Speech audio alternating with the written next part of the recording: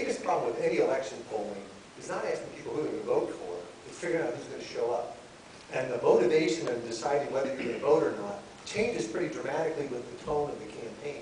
If your party's presidential candidate this year is doing crummy, you're saying, "Who the hell with them all? They're all crooks. I'm going to stay home." Or otherwise, somebody calls you up and asks your opinion on politics. You don't want to talk to them. You're not going to answer the phone.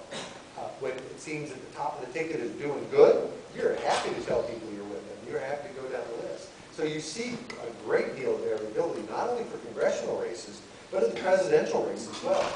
David Moore, the guy, a colleague of mine who started the Survey Center, we looked at the data for the 2008 presidential election, national polls.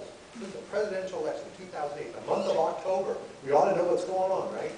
There's incredible variability in polls, even within 1 month, where one poll would be up, have an Obama with a 3-point lead one week, a 12-point lead the next week, a 6-point lead the week after that.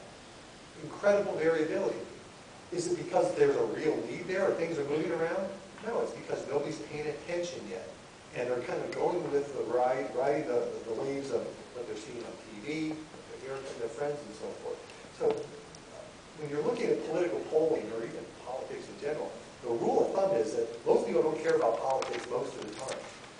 Right at the very end, when they look up from their newspaper or from watching American Idol or whatever, and they decide, oh yeah, there's an election a couple days from now, then they'll pay attention, then they'll make up their mind, first off, whether they show up, and then the decision about who to vote for is fairly easy because most people vote their partisanship.